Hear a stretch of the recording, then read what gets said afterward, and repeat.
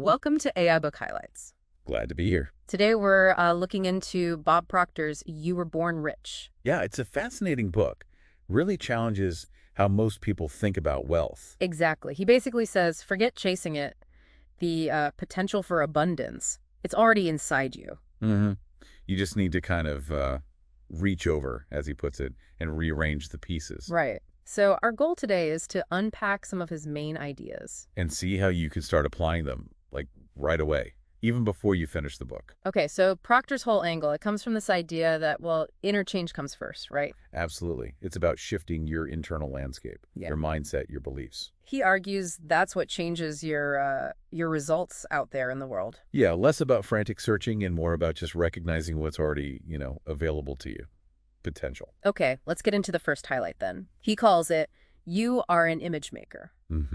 This is pretty foundational for him. The idea is that everything that shows up in your life, it's a direct result of the pictures you're holding in your head.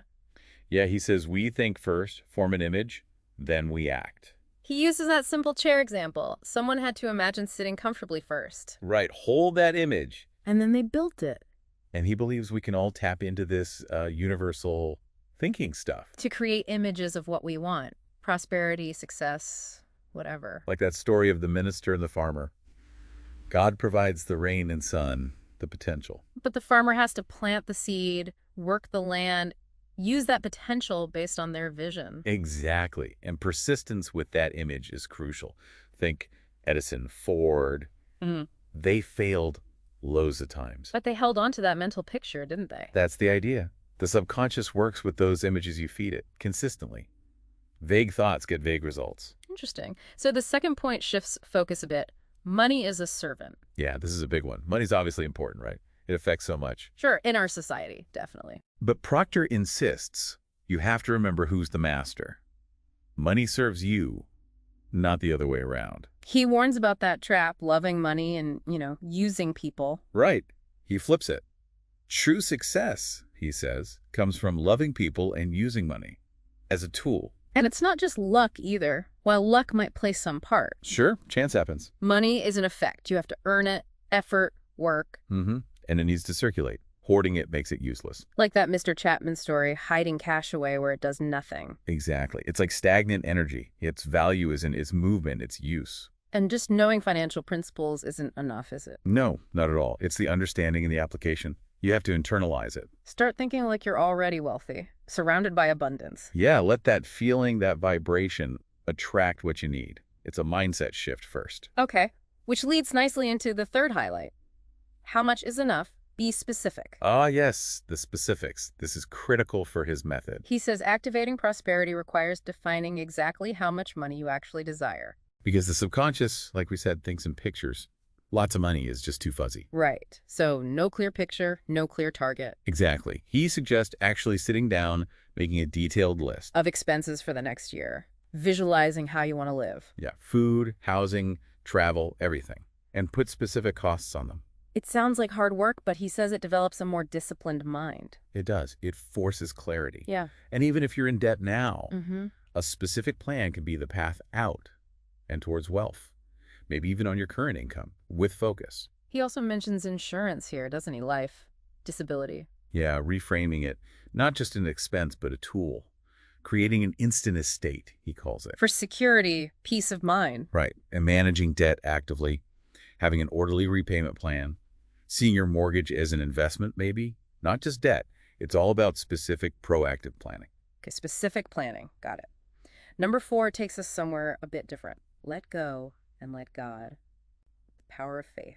This taps into the spiritual side of his philosophy. He talks about a power, a universal intelligence that flows through everything. And that the images we form, they come into reality through universal laws, but also faith. Faith is the key ingredient. It's the connecting link, he argues, between your potential and actually realizing it. Your most valuable, non-physical possession. He uses that Clarence Smithson story. Right.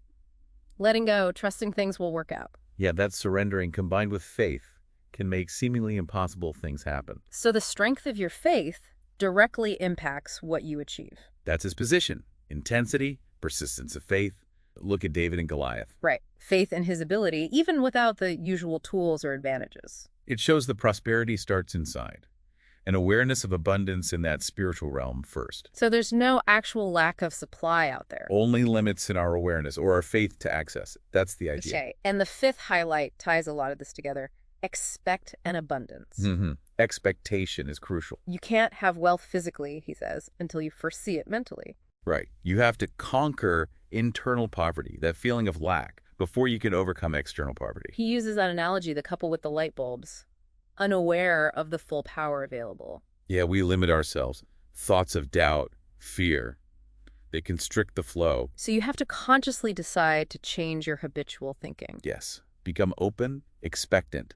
The stream of plenty flows to that kind of mind. You already have the substance for prosperity inside. It's your desire combined with your expectation that determines if it shows up. And desire alone isn't enough. Nope. That's a key distinction. Yeah. You need desire plus the genuine expectation of receiving it. Like Pat and John, visualizing their dream house. And truly expecting it to happen. Then things started falling into place. So expectation is like the magnet. It's the attractive force, yeah. Desire gives motivation, expectation pulls it towards you. Like that old guy on the park bench knew. Success is knowing where you are and expecting to get where you're going. All right, powerful ideas. Let's try and boil these down into some actionable takeaways, things you can actually do. Good idea. Make it practical. First one, start image making today. Right now, yeah. Pick one area, maybe financial, where you want to see improvement. And spend just a few minutes each day really vividly imagining you've already achieved it. Feel it, see it, hear it, make it real in your mind. Napoleon Hill's quote comes to mind.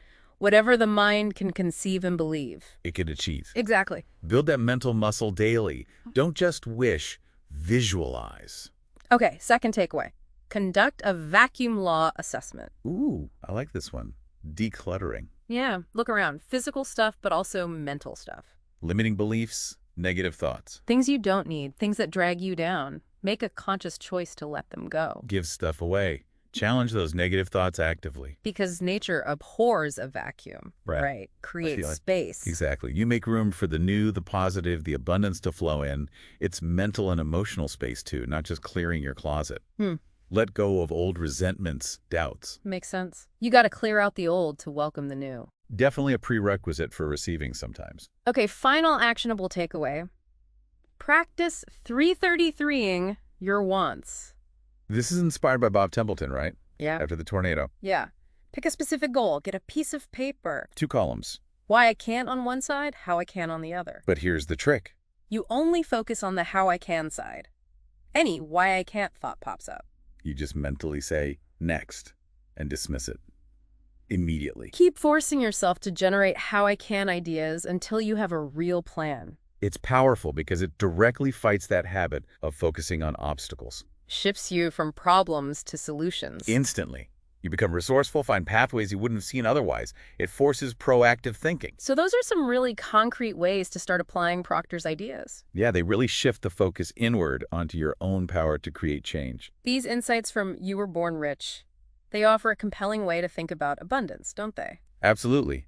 Understanding that potential is already there, harnessing your mind, aligning thoughts and expectations. It really puts the power back in your hands to start reshaping things. It's empowering. Yeah. You're not just subject to circumstances.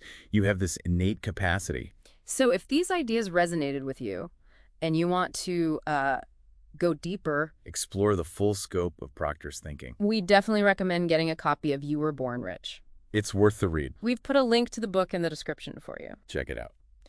Thanks so much for joining us today on AI Book Highlights. Yeah, thanks for tuning in. We'll catch you next time as we explore more transformative ideas.